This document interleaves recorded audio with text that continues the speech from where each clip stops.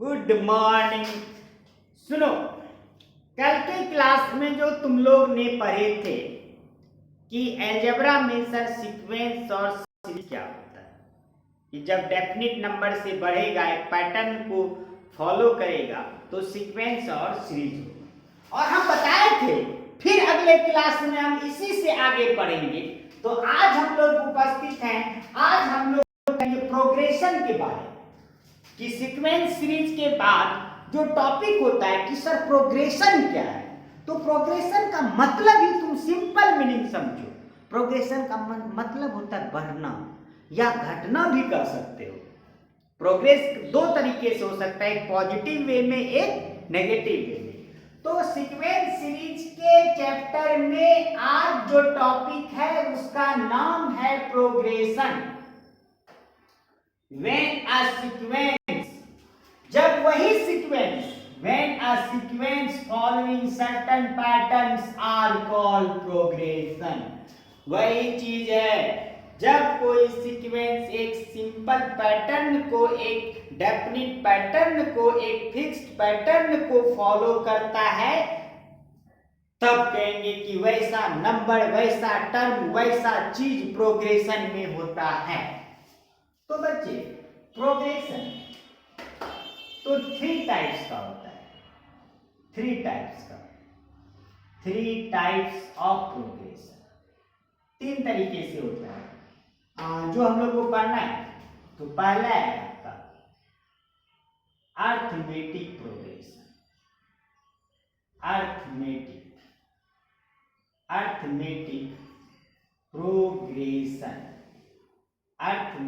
Progression बच्चा। दूसरा है ज्योमेट्रिक प्रोग्रेशन। ध्यान से सुनो, ध्यान से। तीसरा है, नंबर नहीं दिए तो तीसरा है हार्मोनिक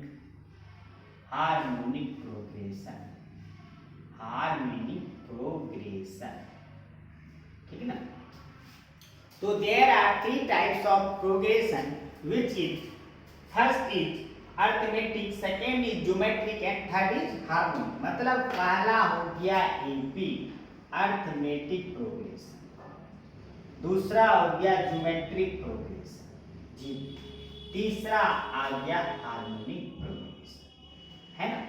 तो अब इसी तीनों टॉपिक को हम लोग को इस अलजेब्रा में सीक्वेंस सीरीज के चैप्टर में पढ़ना है। तो पहला एपी जो तुम लोग 10th में भी पढ़े, तो थोड़ा डिटेल से 10th के बाद जो डिटेल से थोड़ा और कुछ टॉपिक इसमें जोड़ा गया है 11th में। फिर है ज्योमेट्रिक प्रोग्रेशन, फिर है हार्मोनिक, ठीक है ना।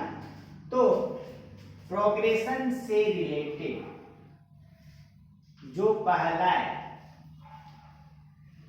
अर्थमेटिक प्रोग्रेशन एपी, उसके बारे में पढ़ते हैं कि सर अर्थमेटिक प्रोग्रेशन एपी क्या होता है। Arithmetic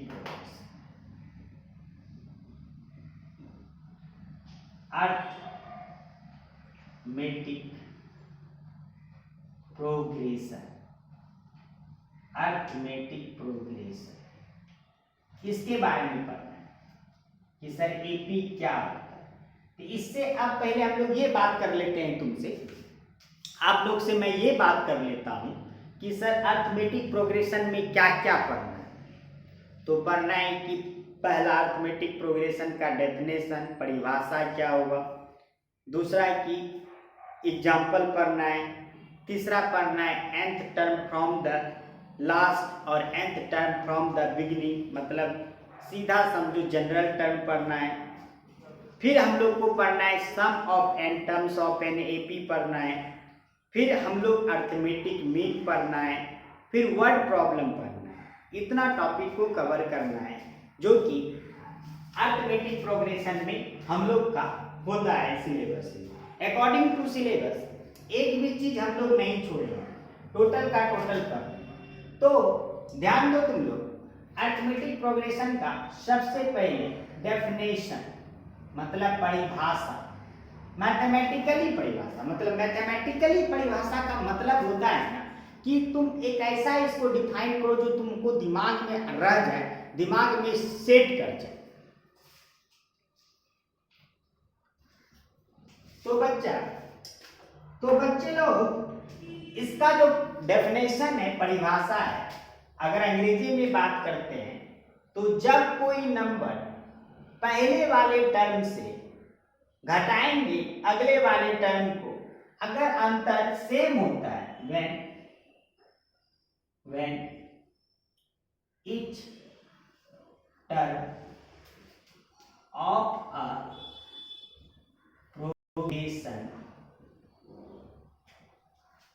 differs from its preceding terms by a constant number,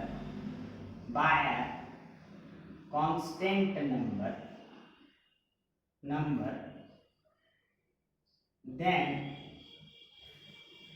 it is in AP।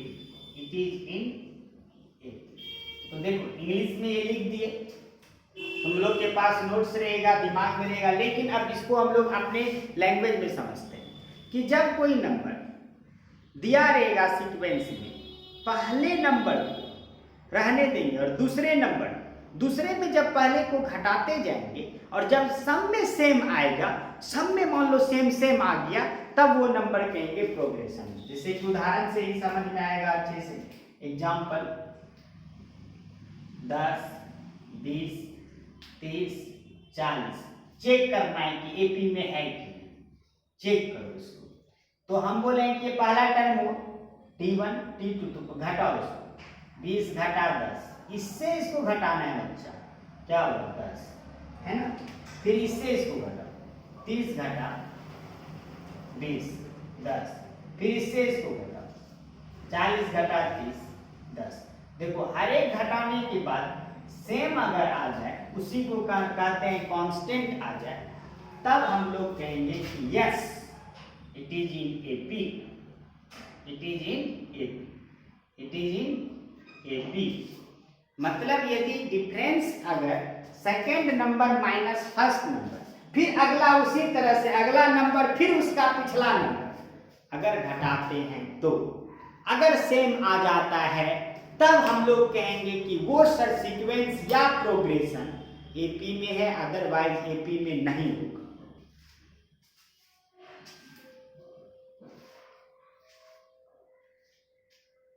तो एक इसको जनरल टर्म पे, ये तुम देखो, ये समझने का यही था कि एपी में डिफरेंस। अगर जनरल टर्म में लेते हैं, जैसे T1 फर्स्ट टर्म होता है, T2, T3, T4 डॉट मान लो Tn, तो Tn से भी पहले कोई टर्म होगा, Tn माइनस 1 है। तो यदि T2 माइनस इससे इसका, फिर इससे इसका, इससे इसका, T2 माइनस T1 का वैल्यू, T3 माइनस T2 का वैल्यू नहीं T3, और T4 माइनस T3 का वैल्यू सेम आ जाए, या फिर ये Tn माइनस 1 का वैल्यू सेम आ जाए,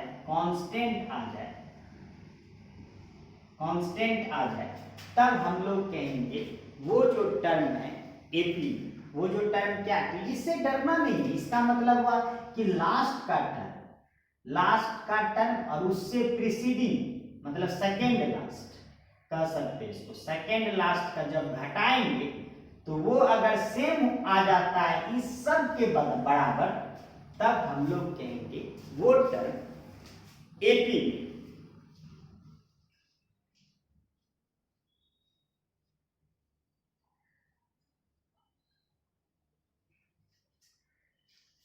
तो अब देखो पहला जो सवाल होगा,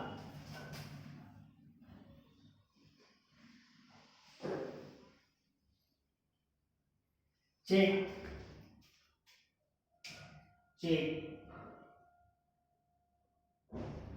n equal to n plus 2 AP और नॉट। AP और नॉट इन AP, ये कर। तो AN का मतलब TN ही हुआ। तुम सुनो, AN को या TN को बात बराबर होता है, दोनों का मतलब होता है अंतिम पद, लास्ट टर्म। क्या होता है दोनों का मतलब? Last term. तो n की जगह n+2 है ना, तो 3 टर्म कम से कम रखो, निकालो इसका। टर्म निकालने के लिए बता चुके हैं, n की जगह 1 रखो पहले, तो A1, n की जगह 1+2 3, पहला टर्म हुआ 3, फिर n की जगह 2 रखो, इसी में रखना है सीधे। n की जगह ये जो लटका रहता है n 2, तो 2, n की जगह 2+2 4, फिर n की जगह 3 रखो, 3+2 5, फिर n की जगह तुम रखोगे क्या 4, 4+2 6।